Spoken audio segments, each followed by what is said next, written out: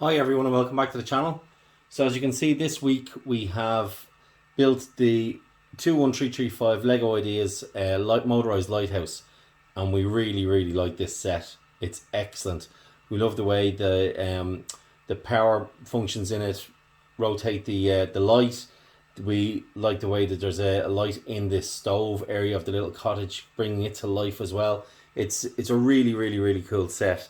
The only issue I have with it is where I'm placing it in the city, and access to the battery box afterwards. So if I detach you right now from the tripod and bring you over, we can see the lights here in the cottage. Well, the stove lights in the cottage. We can take the roof off and have a little look inside. It's really cool. We really like it. The power is switched on and off via a very small, a hidden lever here in the cave. So we switch it back on again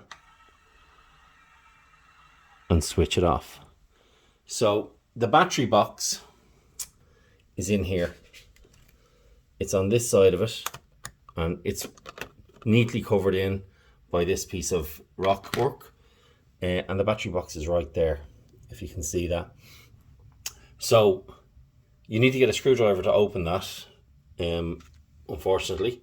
So in order to open that, I can't really build a mountain against it, which is what I want to do. So therefore, I have to come up with another idea, and that is to permanently power the lighthouse with a 9-volt power supply. And we'll show you how we're going to do that now. So as I said, in order to access the battery box, we have to get a screwdriver to this side of it, to the rear side. Depending on what way you're orientating it in your city, or in your layout, you might be able to access it no problem, but for me it is an issue. So, and the battery box is also a little bit finicky. You have to unscrew the lid like so, but once you do, a little trick is to pull that lid up over the tile that's there, because otherwise it'll get stuck behind it, just like it's trying to do now. And once we have that lid over the tile, we can undo the top 2 screws.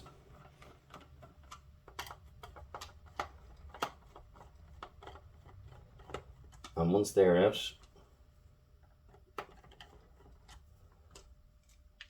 we can access the battery box. So the battery box is straightforward, and it's really neat actually. And if you were just using it as a display model, you could put some 6 rechargeable batteries into it and you'd be fine. It'd be great.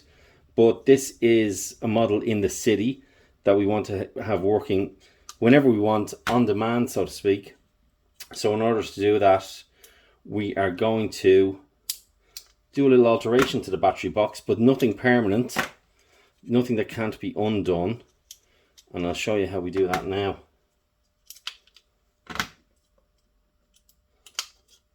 So now the battery box is empty. What we need to do is, if you can see here, this is the positive and this is the negative that actually make contact with the inner workings of the actually make contact with the power supply to the motor and through the switch. So what we need to do is use 2 of these, and these are empty carcasses for AAA batteries, that you can make a AAA into an AA battery. And the reason why I'm using these is that I'm going to connect 2 wires, a positive and a negative, from a 9-volt power supply onto these terminals, and I'm going to sandwich them in using these empty carcasses, these shells. If I was to use a real battery, over time that battery would corrode and it would make this unit unusable. So by using these and sandwiching the wires in from the 9-volt supply, nothing will corrode, and I can just take them out later on and it'll be as good as new.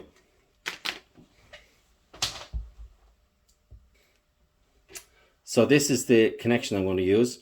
This is a standard connection that you can get from Amazon for any voltage power supply, really. It's basically an adapter that you can use. And the other 2 ends of it, as you can see, I've got positive, negative, red and black.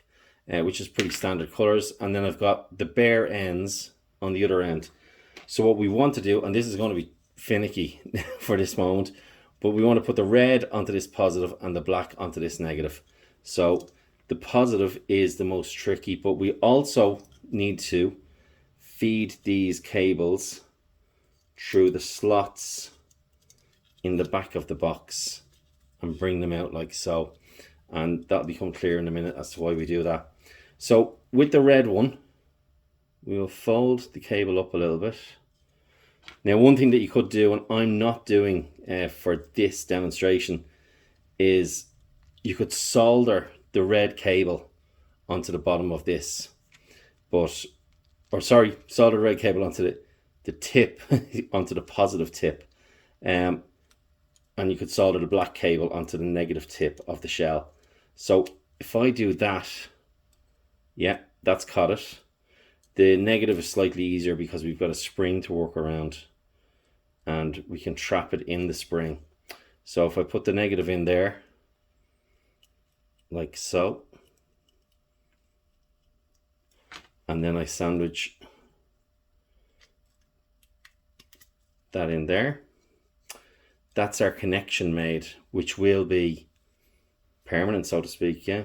And then we've got our cables coming out the rear side of it here, and we can put that battery box in there like that.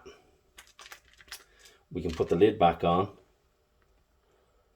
if we want, or I'm hoping now that if I took out that tile and replaced it, we could put that down on it a little bit sounder than it is, a little bit more solid and secure. So we will do that later, but just for the purposes of this demonstration, that's what we've got. That's what we're ending up with. And as you can see, then we've got our two wires coming out to our sort of female adapter or female plug here, and the other end of that will be connected to one of these. This is an Amazon Basics multi-purpose power supply. I don't know if you can see it there or not, but it's got various different voltage settings. So we're going for 9 volts DC, and the end of that has got a connection like this, and it has multiple connections that you can use. Now for my system, I'm using this one here because it's a direct fit to this plug that I'm using. So what we have to do is, you can see it there, just about maybe. This says positive and the other side says negative. And what we want to do is, the tip we want as the positive. So we line up the positive here on this end with where it says tip here. And when we plug that in like that, we can then plug our lighthouse in like that. But what we will do is we'll just double check to make sure that the positive and the negative are the right way around on this before we actually commit to doing anything. So I'm just going to move this into position there. I'm going to get this multi-purpose power distribution block there that you can, if you can all see that. I'm going to plug my power supply into that, and the cables are up. So we've got the other end of our power supply here. If I then get my multimeter, as you can see, set to DC voltage, DC voltage measurement, we can set that up here. This is a bit awkward, guys, I know. And what we want to make sure is that the tip here is the positive and the main body is the negative. So to check to see if the tip is positive, we put the red probe in there. We put our negative or black probe onto what we hope is the negative, and then we switch everything on. And as we can see, we've got 8.92 volts DC. And sorry, if you can see that, we've got positive 8.92 volts DC, which means our polarity is the correct way around here. So we'll switch that off again.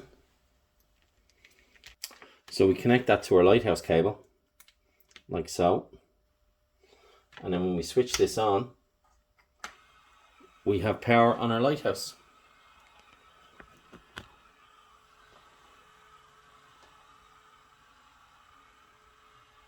And I can switch it off and switch it back on again.